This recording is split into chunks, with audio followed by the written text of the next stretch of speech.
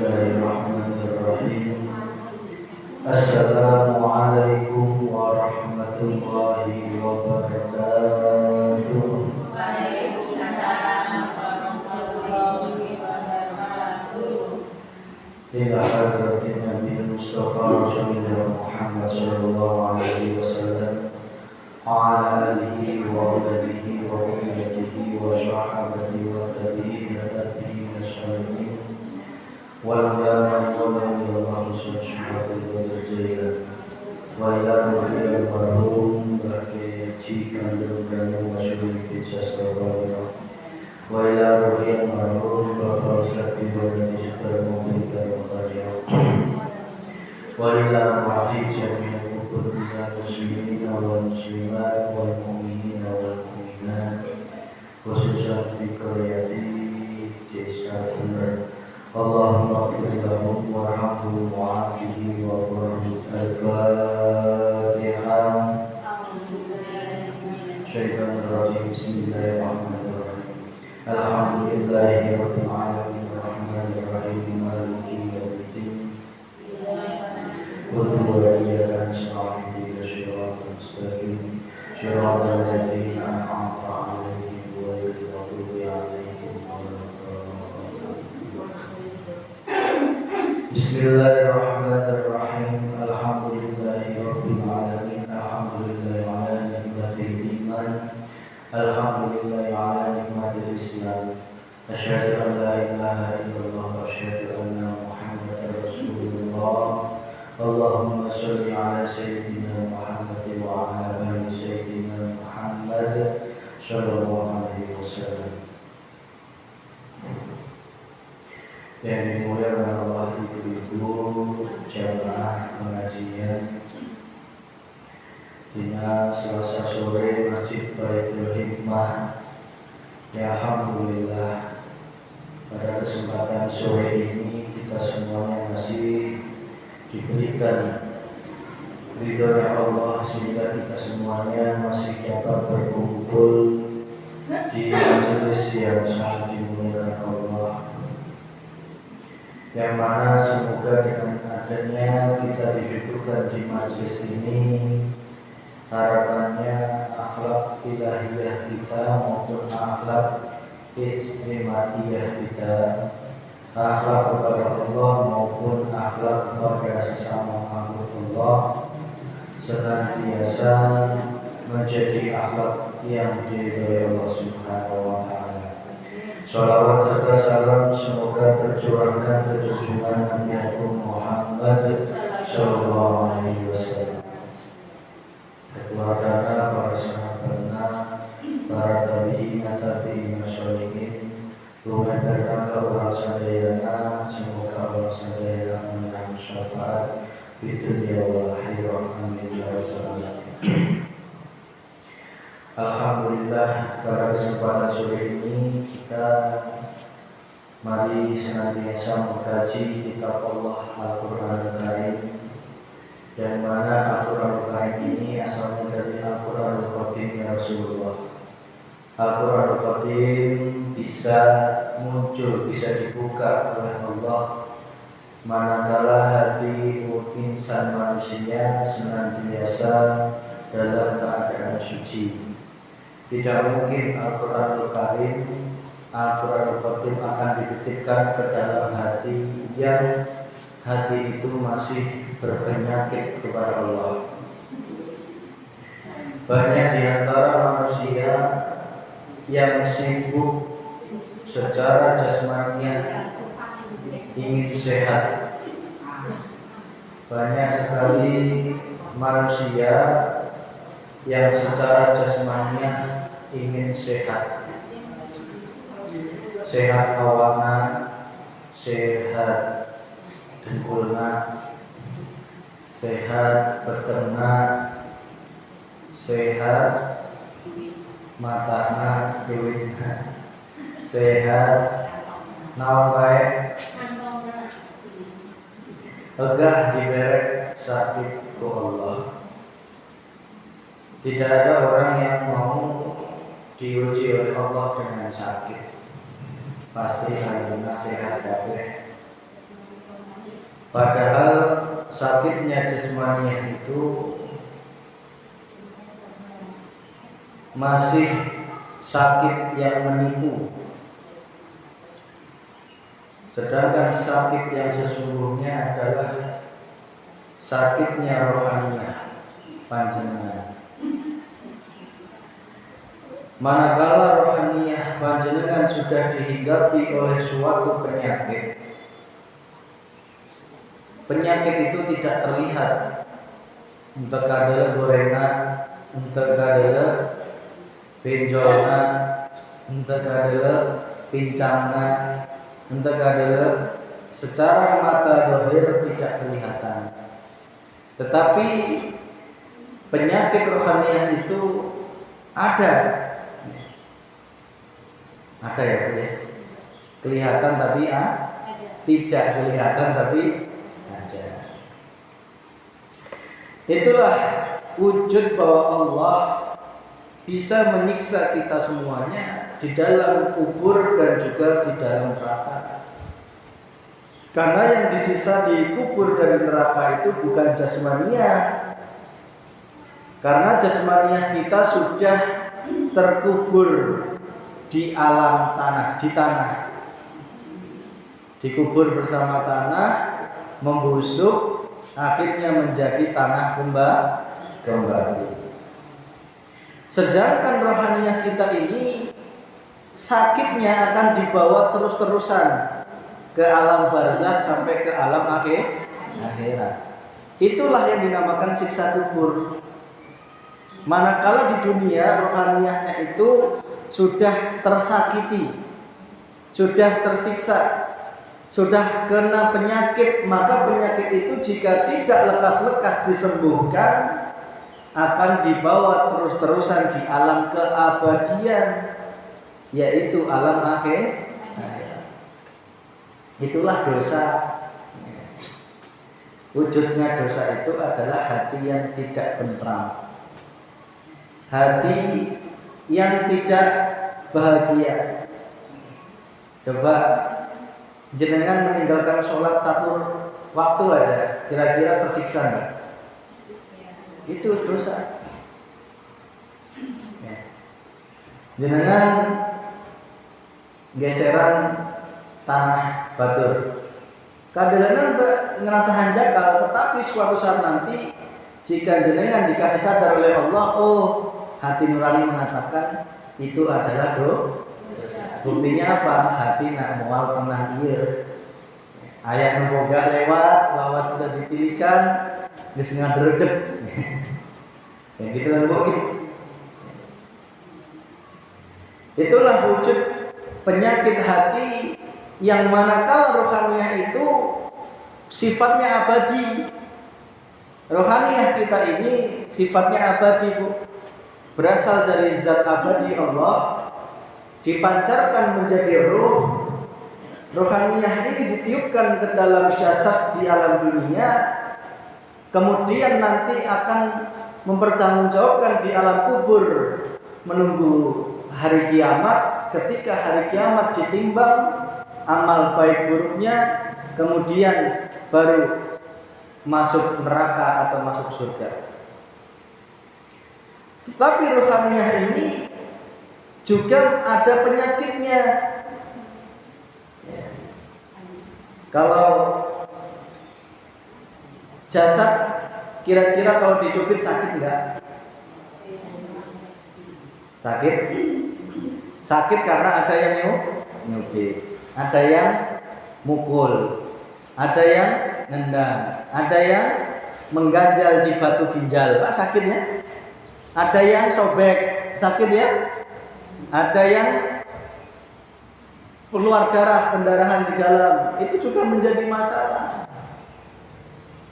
Tetapi rohaniah hati kita itu juga bisa merasakan sakit. Itulah yang dinamakan siksaan. Bagaimana? Katanya ruh itu tidak ada.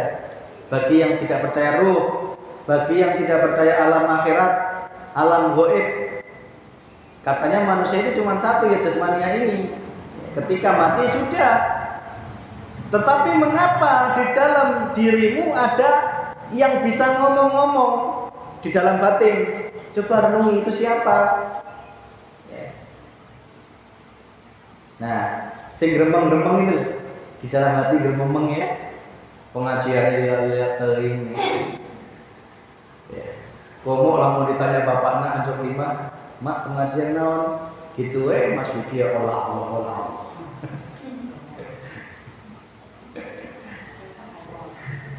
Gitu ya Pak. Itu hati. Hati yang di dalam hati bisa ngomong, itulah ruh. Wujud nyata adalah rohani. Coba ruh itu kalau nggak dicubit, tetapi omongan yang pedes oleh tetangga, sakit nggak? Sakit.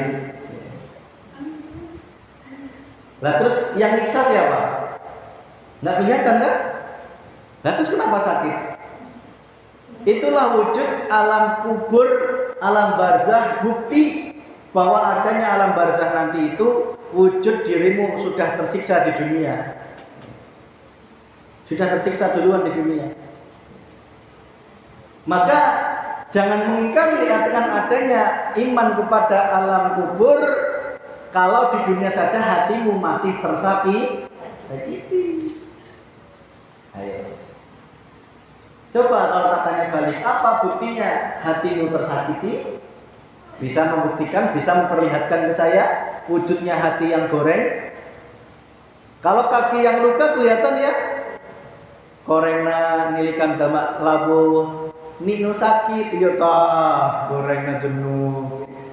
Tetapi Allah jangan nilikan mana sih sakit hati nino geri, ni apa, no borok ni terkadang. Gitu ya Bu. Coba orang-orang yang tidak percaya tentang siksa kubur, siksa akhirat neraka, sungguh suruh menerangkan bagaimana kok hatimu bisa tersiksa manakala omongan pamajikan pedes, manakala omongan tetangga pedes, manakala melihat baturna luweh sukses. Maka itulah ciri tanda akan adanya alam kubur ketika di dunia rohaniah kita sudah tersiksa. Apa itu alam kubur? Yaitu alam barzah. Alam barzah adalah alam penyekat antara dunia dan akhirat. Penyekat antara dunia dan akhirat. Artinya siapa saja yang sudah masuk alam kubur maka tidak akan bisa kembali ke jasad, tidak akan, kecuali mati suri.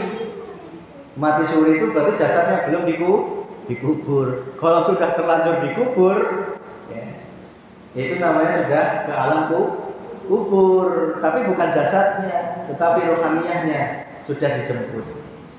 Maka di medis itu Bu, kalau meninggal itu nggak langsung buru-buru diserahkan ke keluarganya, enggak, ditunggu 2 jam biasanya. 2 jam itu bok-bok bisa hidup kembali mati suri. Karena 2 jam itulah untuk memandikan, mengkafani biasanya kalau di rumah sakit ya. Dibersihkan lah. Nah, 2 jam itu nek 2 jam nggak ada tanda tanda lagi ya sudah.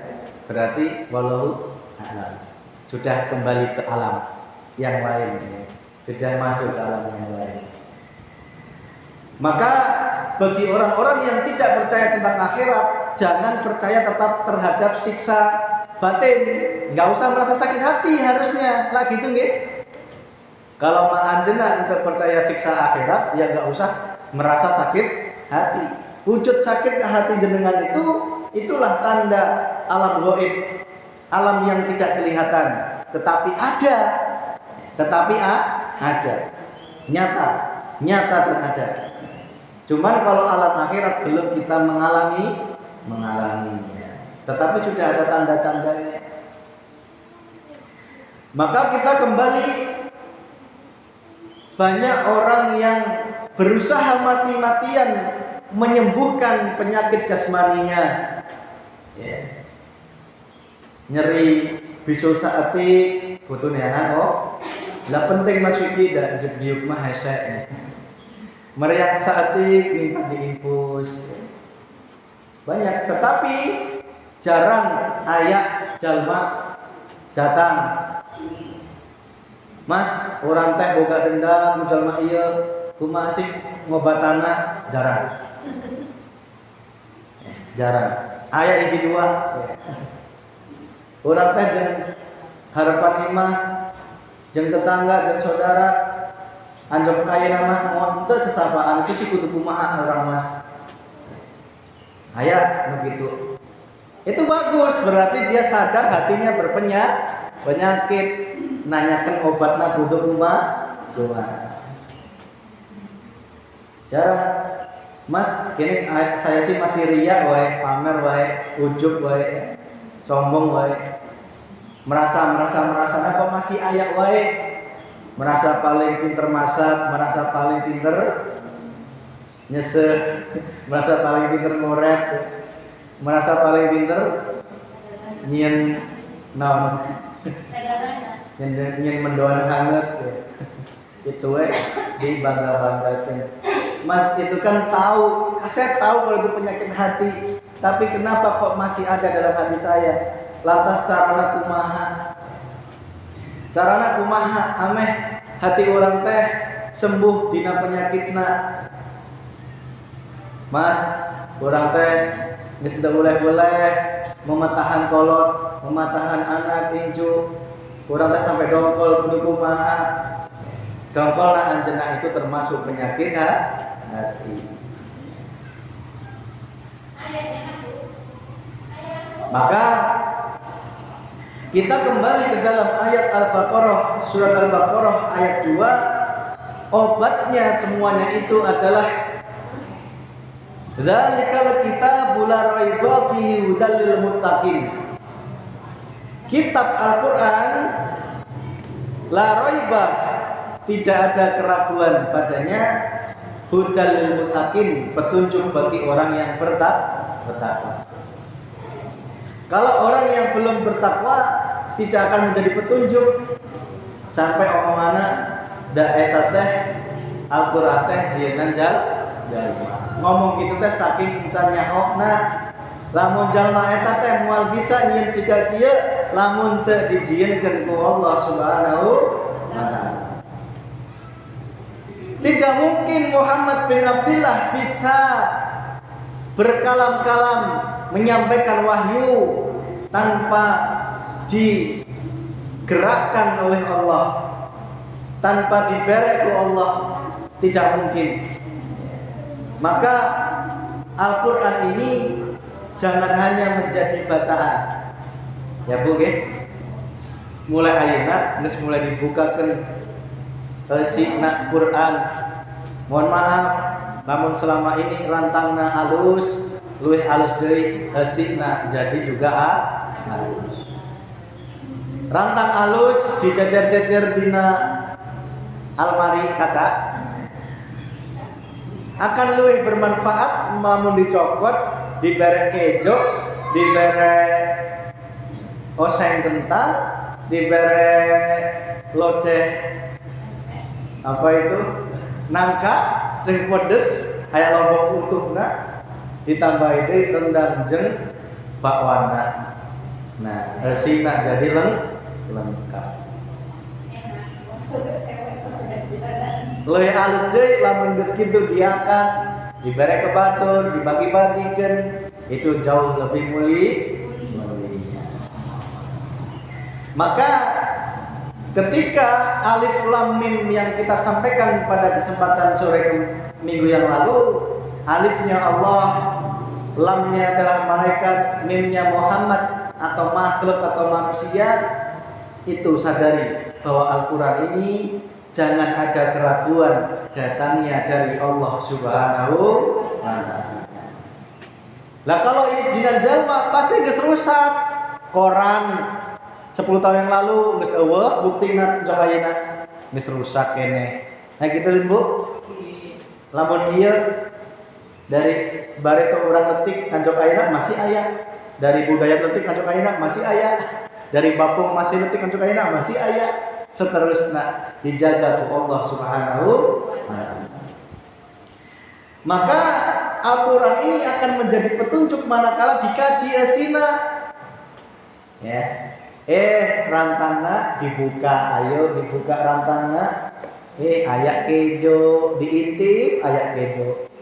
Diintip deui aya kentang. Lamun begitu mual bisanya nyatu.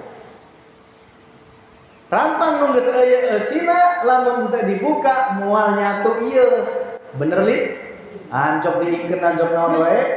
Lamun cuma dilihat enggak dibuka, enggak dimakan, Al-Qur'an tidak ada betul.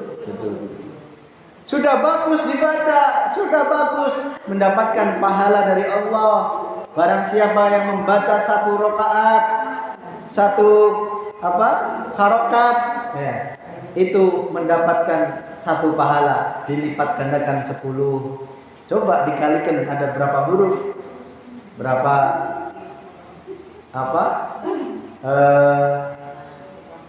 abjadnya ya. Ada berapa? Bismillah ada berapa? Ya, itu sudah bagus. Tetapi lamun bagus dari rantangna dibuka, sikna dia akan itu. Pelan-pelan nanti kita akan masuk ke dalam itu, ngebuka rantangna hiji. Kemudian alladzina yu'minuna bil ghaib wa yuqimuna sholata wa mimma razaqnahum yunfiqun. Alladzina yaitu jalma-jalma yu'minun nungges iman bil ghaibi ke dalam kepada alam yang gaib. Naon wae nu gaib. Wa yuqimuna sholat dan mendirikan sholat.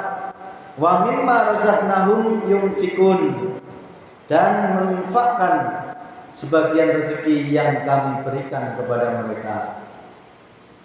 Maka Al-Quran ini akan menjadi petunjuk bagi orang yang bertakwa. Syaratna hiji, jalma takwa teh kudu percaya ayatna zahir lan batin. Zahir nu kadeuleuk mata, batin nu teu kadeuleuk mata, tapi ayat. Ya. Nah gitu, Bu. Percaya kepada yang gaib. Ruh kita itu enggak kelihatan mata, tetapi ayat itu arana gaib. Dosa itu enggak kelihatan mata, tetapi ayat itu arana gaib. Pahala oge ayat jalma nu kadeuleuk pahalana jenuh. Ayat pahalana pating templok tidak apa ayat. Jadi ulah ngomong jalma eta mah geus jenuh pahalana, belum tentu dan teu kadeuleuk. Ciri jalma pahalana jenuh pasti hatena tenang. Jung eta.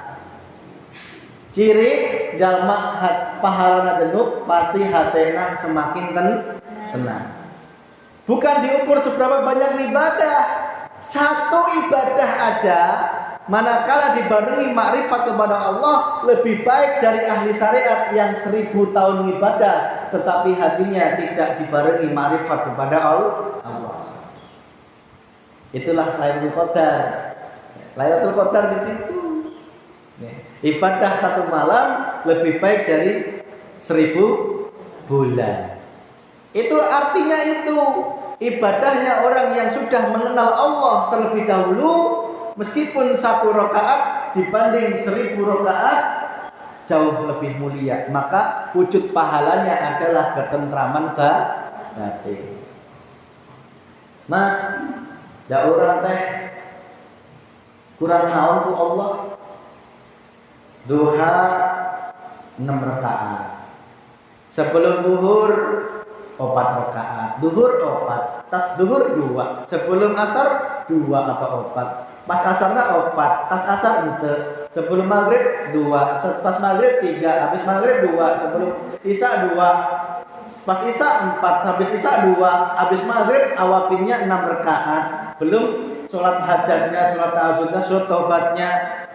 Ya, sampai subuhna, sholat fajarna. Kurang naon Mas, urang teh ibadah, tetapi kunaon hate urang teh masih kene nyimpen dendam. nyimpen sewot ku jalma, nyimpen merasa paling benar, paling pintar, paling hebat, paling soleh, paling alim. Da aing teh geus merasa paling pangjenukna pahala, tapi kunaon hati urang masih kesiksa ke. Itu tandana pahalana masih kalah jeung kesombong.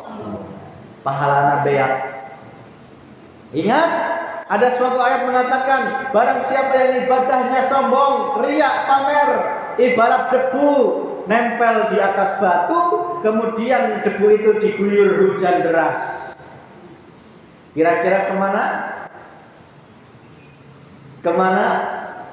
Debuna kemana? Oh, palit nu aya batu nu bededeg ya. Batu keras nu bededeg dina hate dongkolna aya sewot na jenuh pampinterna aya begitu. Subhanallah. Itulah yang dinamakan ibadah yang belum kapimu Gusti Allah. Maka penting bagi kita untuk mempelajari ilmu ma'rifat. Lantas bagaimana Mas agar ibadah ini bisa menjadikan hatiku tatmainul qulub?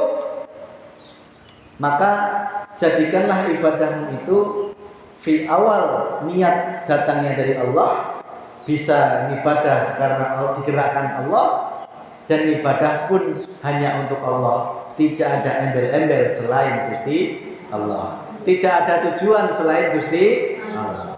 Contoh, niat jenengan ke pengajian, sing nanamkeun niat saha? Sing nanamkeun niat saha? Allah. Berarti sing maha iradah, maha memiliki kehendak yaitu Gusti Allah. Berarti dirimu sejatinya enggak memiliki kehendak. Mas, buktinya saya punya keinginan ke sini. Iya, keinginanmu itu sing nanamkeun Gusti Allah. Itu wujud iradahnya Allah. Aja ngeyel terus. Itu keinginan saya.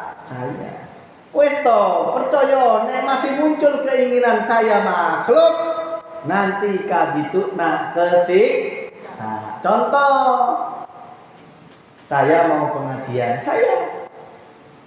Oh, enggak saya aing. Gitu muncul nabu.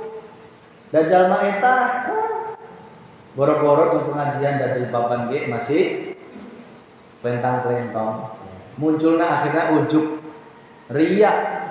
Akhirnya nganggo goreng batu. Lagi dulu. Itu karena niat pengajian masih muncul dari dina hatena lain dina Allah. Entar ngakuan bahwa niatna itu pedah ditanamkeun ku Gusti Allah. Lempang ka dieu untuk ngerasakeun eta teh pedah dilempangkeun Gusti Allah. Nu muncul naon? Da aing nu bisa lempang, aing nu bisa pengaji, ya dari sekian ratus ibu-ibu di Nasimbar, cuman aing nu bisa pengajian, hebatkin aing. Itulah ibadah yang masih nol di mata Allah. Meskipun dohiriyahnya kelihatan halus, kelihatannya pengaji. Belum sedekah, belum zakat, belum sholat, belum tahajud, sama baik. Lamun dari niat ngesalah, tidak menyatakan itu iradahnya atau kehendaknya Allah, maka geus kepleset kadituna. Berarti niatna itu kehendaknya Gusti Allah.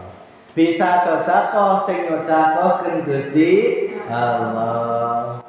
Sedekahmu pun juga bukan karena selain Allah, karena ingin dipuja-puji sudah enggak, ingin diwahkan enggak, ingin dilihat orang enggak, ingin dianggap orang enggak, ingin pahala surga neraka enggak.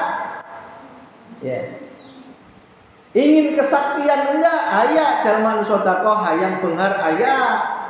Wong hayang nak dipanen nak dina dunia, engke akhirat nak jadi kok. Da akhirat mangke mas penting ayeuna dunia akhir mah kumaha engke sepenting aing bisa benghar dina dunia. Da cek Pak Kiai lamun sedekah 100.000 engke menangna 7 juta. Nah gitu memang gitu. Memang gitu, tetapi Allah mengatakan, hei siapa yang ingin pahalanya diunduh itu apa? Dipanen di dunia, kuberek ku aing Allah. Cek Allah teh. Tetapi barang siapa yang ingin dipanen di akhirat, maka dunia pun akan aku berikan. Wujudnya apa? Hati yang semakin tenang. Itu. Maka orang-orang yang masih rugi ketika menyadari, oh ibadahku masih belum mengenal Allah, masih karena diri, itu adalah ibadah yang masih jauh dari pahala. Jauh dari pahala. Maka tak tanya Bu, sudahkah ibu-ibu beriman kepada yang gaib? Sudah. Apakah ibu-ibu percaya kepada yang gaib? Berarti nek wis percaya Al-Qur'an yang akan kita buka selanjutnya itu akan menjadi petunjuk. Mas, da aing teh geus teu percaya lamun dina rantang eta teh aya apa? Oseng iwung. Geus teu percaya heula. Geus teu percaya heula. Lamun geus teu percaya naon? Helang jeung maneh wae. Lah gitu Lin. Karena sudah percaya eueuh naon. Tetapi lamun orang percaya, saya yakin di dalam rantang itu ada mendoan, ada kejo, aya kentang, aya jengkol, aya pete. Saya yakin kalau sudah percaya seperti itu kepada yang gaib, tadi belum kelihatan ya? Jengkolnya belum kelihatan. Tapi itu sudah bau Mas Wiki, geus mulai ke bau. Ya. Lamun geus mulai ke bau aya dibuktikan lamun sing gaib itunya nyata. Allah yang katanya gaib sejatinya nyata. Malaikat yang tadinya gaib sejatinya nyata. Itulah syarat utama jenengan biar mendapatkan Al-Qur'an ini menjadi petunjuk, jenengan harus beriman kepada yang gaib.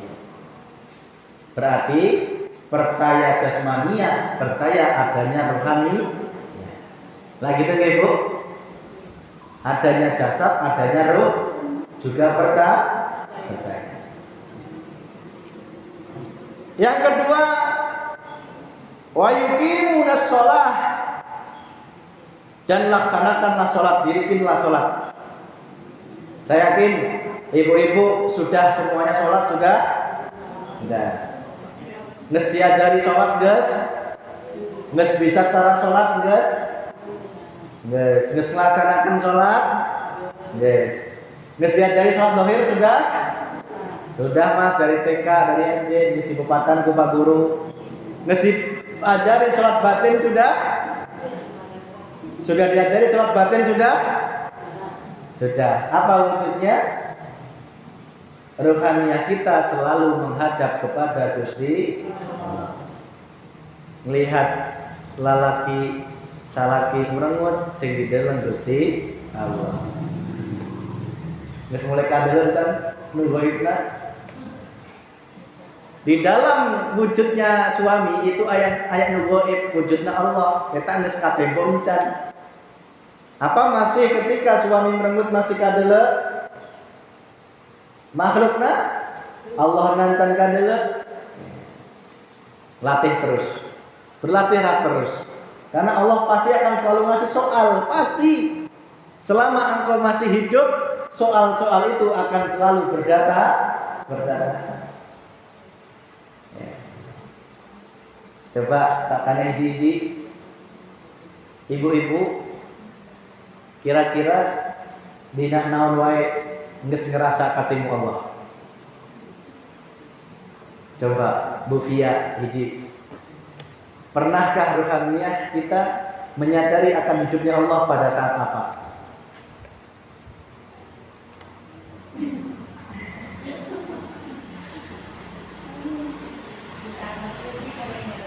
pada saat kesulitan kita dituju pada jalan yang petunjuk. Ada jalan keluarnya mungkin itu dari Allah. jangan mungkin berarti can katimu pasti dari Allah. Oke. Ayeuna Bu Fia. Pas naon bisa katimu Allah teh?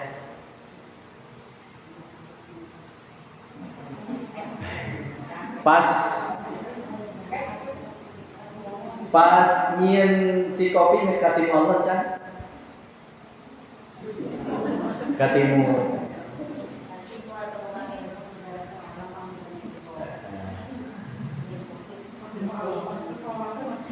Pas sholat ketemu Allah.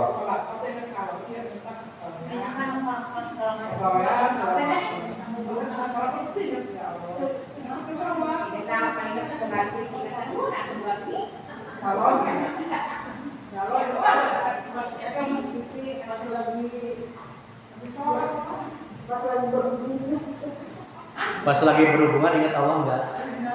Ingat Allah. Hebat itu. Karena sampai sekarang yang paling sulit adalah bagi saya sendiri pun adalah ketika kekep jeung majikan. Itu paling sulit ketemu Allah. Karena apa? Tertutupi oleh rohaniah kita terhadap nafsu. Tetapi manakala ketemu dengan suami, keinget Allah, tak acungi jempol. Berarti lebih khusyuk daripada sholatmu ketemu Gusti Allah.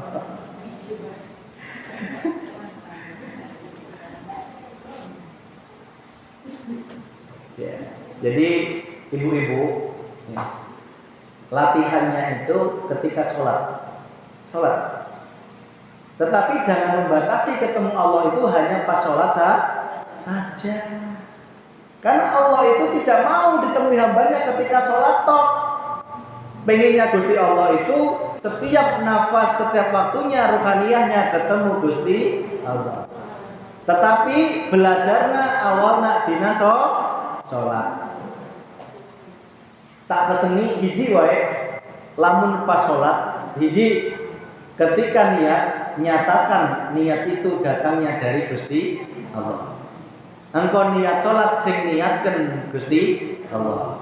Irodahnya kekuasaan atau kehendaknya Allah. Siji, yang kedua, ketika rohaniahmu jasadmu ngangkat tangan Allahu Akbar, rasakan bahwa tanganmu itu hanya digerakkan oleh Allah. Ketika engkau mendengarkan imam membaca surat Fatihah, membaca surat pendek, temui hidup yang menggerakkan imam, yang menggerakkan mulutnya imam, sehingga Pak Imam bisa membaca surat-surat pendek. Jadi di situ, ketika sholat sendiri, rasakan engkau bisa membaca surat pendek, itu pun dari Allah. Yang menggerakkan Allah, yang menghidupimu Allah, sampai dengan salam, itu pun sejatinya yang menggerakkan geleng-geleng kepalamu itu ya Gusti Allah. Rasakan Bu. Nyatakan bahwa engkau tanpa adanya hidup Allah, tidak mungkin engkau bisa takbiratul ihram. Tidak mungkin engkau bisa mengangkat tangan manakala tidak ada hidup yang menggerakkanmu. Buktinya apa? Jika jantungmu dihentikan 1 detik, 5 detik aja, bisa engkau sholat? Nggak mungkin. Pasti dadamu akan terasa sakit. Itu. Namun ketika sholat engkau sudah menyadari niat Allah, ketika sholat pun sing gerakan Allah, sholatmu hanya untuk Allah, itu pakailah ketika aktivitas apapun. Ladangan cikopi suami, nyatakan sing nguncer cikopi iku Gusti Allah. Sing ngruput kopi iku Gusti Allah. Sehingga rohaniahmu selalu melihat Allahnya. Itulah hakikat mendirikan sholat. Tidak hanya melaksanakan sholat, tetapi mendirikan sholat. Wa aqimus sholat, dan dirikanlah sholat. Dirikan itu artinya ya sholat zahir dan juga sholat batin. Kalau nggak gitu Bu, luar biasa sulitnya. Ketika kita dihadapkan ujian dalam rumah tangga, ya, maka rumah tangga itu rasanya kemelut. Rumah tangga itu rasanya penuh kabut, penuh gelap gulita. Karena apa? Yang disawang rohaniyahnya adalah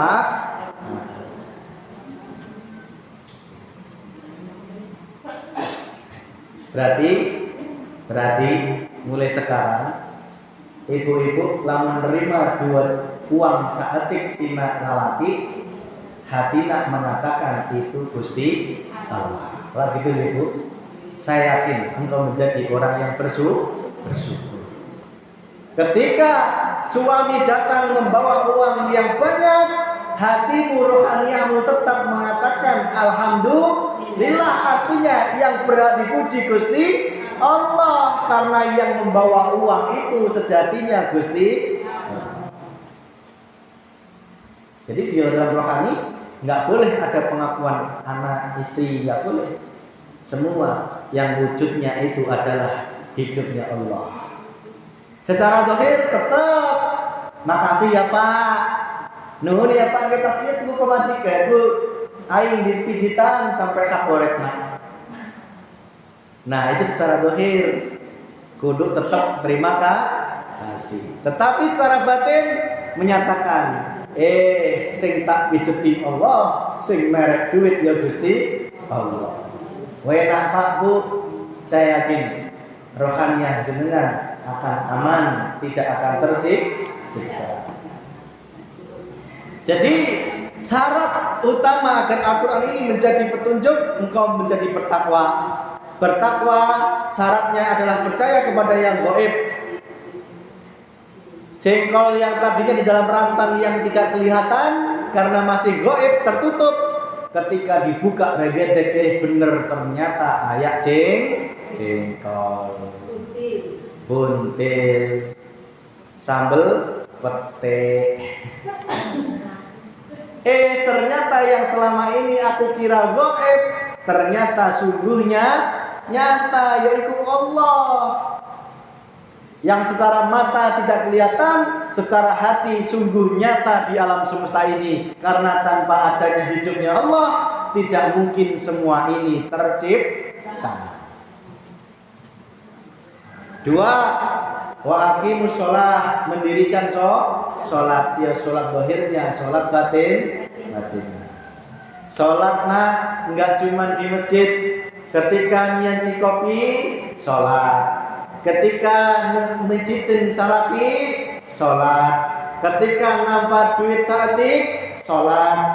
Ketika nambah duit jenuh, sholat. Ketika ngoret, sholat. Ketika ngangetan budin, sholat. Kabeh kudu sholat. Apa sholat yang dimaksud? Yaitu ini wajahtu wajahi, ya, aku hadapkan rohaniyah ini hanya menghadap kepada Allah.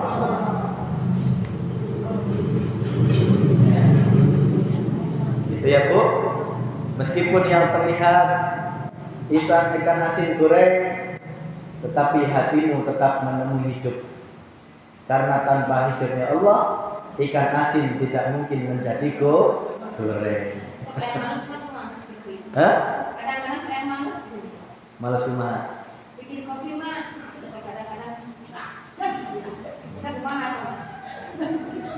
Gahnya itu rohaniah jenengan duduk di mana? Nek gahnya itu duduk di tajali Allah, maka itu enggak masalah. Tetapi karena gahnya itu sudah dari nafsu, melihat bahwa yang nyuruh itu adalah makhluk, tekan tempo Allah maka itu masalah. Itu menjadi rohaniyah yang masih terhukumi syirik kepada Allah. Apalagi dosa kepada salaki, nolak perintah. Jadi ketika rohaniyahmu menggunakan sirul asror, saya yakin ketika mendengar ucapan mak penginginkan kopi. Sing ngomong iku Gusti Allah. Akhirnya dirimu tidak bisa nolak. Karena apa? Tidak mungkin kita menolak perintahnya Gusti Allah. Tetapi manakala engkau menolak kok di dalam hatimu sing nolak Allah, ya enggak masalah. Tetapi lamun bisa, lamun masih nafsu, dosa. Tapi lamun hati sudah duduk ditajali Allah, sing minta Allah, sing nolak Allah, aman. Tapi rata-rata nolak karena nafsu. Nah gitu toh? Nah, berarti ojo pisan-pisan nolak kalau belum aman. Contoh, Nabi Khidir ketika ketemu sama Nabi Musa, ketemu anak kecil kepalanya dipatahin. Jangan diikuti, karena Nabi Khidir saat itu dalam tajalli kefanaan Allah, tidak ada pengakuan akunya yang model lehernya anak. Sama. Tetapi lamun Musa yang masih syariat waktu itu protes. Nabi Khidir, kenapa kok engkau bunuh anak itu? Apa jawab Nabi Khidir? Ini nanti anak akan gedenya menyesatkan orang tuanya, maka sama Allah dibunuh. Tetapi ruhaniyahnya Nabi Khidir duduk di tajalli mutraknya Gusti Allah, alias ma'rifat. Tapi ini jangan dipakai manakala ruhaniyahmu belum ma'rifat kepada Gusti Allah. Jadi hukum itu tidak berlaku, Bu. Mohon maaf. Hukum tidak berlaku bagi Allah lah gitu ya. Hukum berlaku bagi makhluk. Tapi nek dirimu belum ma'rifat kepada Allah, ya jangan berani-berani. Tetap wajib sholat, wajib zakat lah gitu tuh. Wajib wudu, wajib ke Mekah dan sebagainya. Jangan mentang-mentang ayo wis ma'rifat tak ninggalkan sholat, tetapi lamun ma'rifatnya can bener-bener katimu Allah, dosa hukumna dosa. Tetapi lamun kefanaan betul-betul hidupnya Allah, tidak sholatnya pun bukan karena nafsu, tetapi karena Allah lah yang bersifat jaiz, berarti tidak ada dosa baginya. Karena apa? Dirinya sudah dalam keadaan sing dadi masalah jalma jenuk jalma nungges ngerasa berguru makrifat kakarasa emet ge nges mentang-mentang merasa mengaku dirinya makrifat sehingga wis butuh sholat, butuh zakat, padahal dirinya encan anjok tina Gusti Allah. Itu malah dosa besar. Sama kayak nolak cikopi. Tak tanya hatinya budaya itu muncul makhluknya yang nolak apa Allah yang nolak? Ayo, nek muncul makhluknya yang nolak dosa. Tetapi nek muncul Allahnya yang nolak aman, tidak masalah. Tetapi pasti kebanyakan rohaniyah kita masih menolaknya karena karena apa? Karena kita belum bisa melihat Allahnya yang meminta dibikinkan kopi. Ya, itu. Jadi, mohon maaf, wujudnya gini. Suami istri makrifat.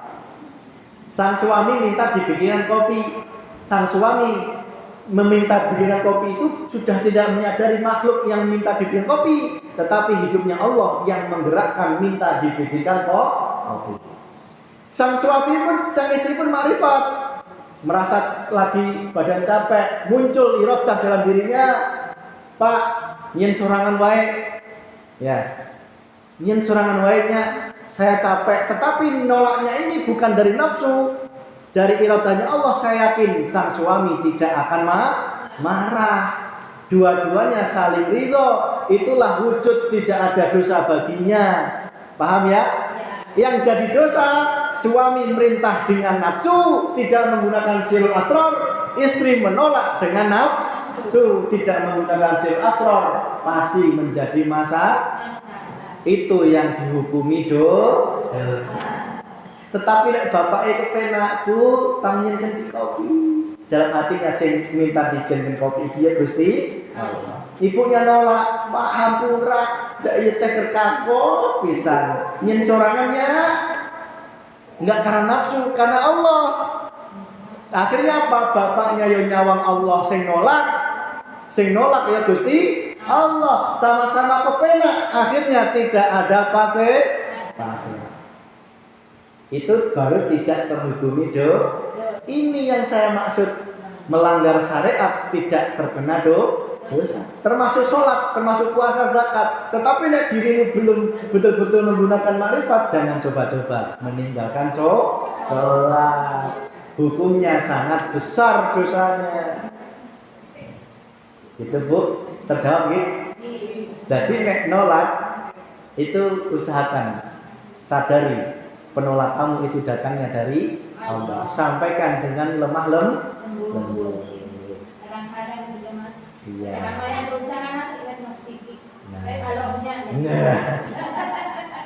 Allah baik. Pokoknya nek kemajuan Mas Vicky sekali-kali di ayat bagian pencakap penulis Allah. Mas Vicky menyebut Allah tidak penyajian teh geus berapa Allah? 2. Terus kemudian Allahnya 3. Allah sampai seberapa jenis Allah yang disebut. Akhirnya apa? Allah nak asub dina hati. Akhirnya apa? Ketika suami minta dibikinkan kopi, meyakini bahwa yang meminta dibikinkan kopi itu Gusti. Rohaniyah enggak berani Itu dulu. Itu nggih. Enak ya, gitu ya, rasa itu ya. Suami makrifat, istrinya juga enak Bu. Suaminya melihat Allahnya, istrinya juga melihat Allah. Rata-rata tidak. Suaminya pang ain-ainna, pang hebatna, pang fir'onna, kuduna ain rajana, manehna, babuna, na'udzubillah ini. Bu, nek semisal suami tersentuh ilmu dinul haq ini, saya yakin suami pun akan hidupnya bahagia, tidak akan tersiksa. Ditolak cikopi oleh pamajikan, hatinya tidak akan tersiksa. Itu berarti dirinya terbebas dari siksa kubur, siksa api neraka. Ayana dina hati ayana. Ulah nunggu sukan mah kumaha ayana. Lamun ayana hatina sering tersiksa omongan batur, omongan salaki, tersiksa naon wae, itu pertanda sukan ge bakal disiksa di alam kubur, komo di alam neraka. Maka lekas-lekaslah siksaan-siksaan itu mulai di ayeuna, lekas-lekaslah di eureungan. Segera sadar kumaha carana, teruslah lihatlah Allah. Itu nggih. Jadi hidup itu siksaan itu wujudnya ayeuna. Nek boleh tak sampaikan, siksa kubur, siksa neraka, nikmat kubur, nikmat neraka, nikmat kubur surga akhirat itu ayat nanti ayeuna. Jadi lamun ayeuna kondisi hati orang kumaha sukan ge harua ti ayeuna. Jadi tidak bisa engke di alam kubur teh dikira-kira, nggak bisa. Itu yang terakhir adalah wa mimma razaqnahum yunfikun, dan infakkanlah sebagian rezeki yang kami berikan kepada mereka. Jadi sebisa mungkin rezeki yang bisa kita terima seberapapun kita laksanakan infaknya, sedekahnya, zakatnya kepada orang yang membutuhkan. Itu sebagai penjelasan pengajian pada sore ini. Semoga kita semuanya diberikan hidayah oleh Allah. Kami ucapkan terima kasih kepada yang masih selalu sabar, selalu sabar ngadain pengajian, karena pertil-pertil mulai hilang hiji-hiji ya. Awalnya beda disuruh jilbaban Mas Vicky, padahal ente kurang teh pernah ngomong meskipun datang pengajian ke jilbaban ge tak acungi jempol ya. Ente harus ya. Datang silakan, yang penting mulai ayeuna hatena di beneran heula. Kakara dohiriyah mengikuti. Jadi hatena di beneran heula, kakara dohiriyahnya mengikuti. Contohnya rendangnya di masa heula, kakara diasupkan ke wadah. Ya, gitu ya Bu ya. Biar nggak kena debu. Berarti ya syariat penting, dohiriyah penting. Rendang penting.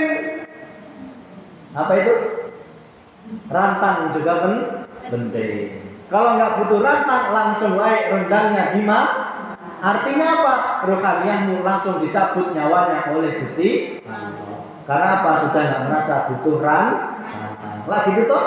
Berarti ya jilbaban penting, sholat yang penting, zahiriyah penting. Akhirnya gitu. Cuman waktunya kapan?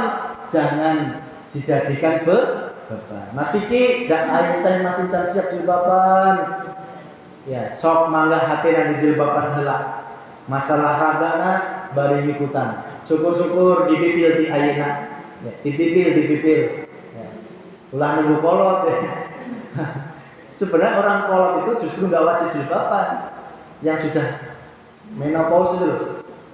Tapi kebanyakan kebalik, jilbabannya mulai kolot. Padahal ketika kolot itu justru boleh lepas jilbab, karena apa? Tidak ada aurat, tidak ada apa yang membuat lelaki seret itu udah nggak ada gitu. Nafsu udah nggak ada. Maka di dalam syariat orang yang sudah tua, renta, lansia nggak jilbaban pun juga tidak masalah. Ya pantas-pantasnya tetap di kerudungan. Amin terkadang uban. Lah gitu nih Bu. Tampura bisa menyinggung yang beruban. Kalau tersinggung ya alhamdulillah. Semakin benci ke Mas Vicky, alhamdulillah. Semakin saya dibenci, semakin senang. Tandanya berarti Allah semakin ridho, banyak hati yang semakin tersinggung.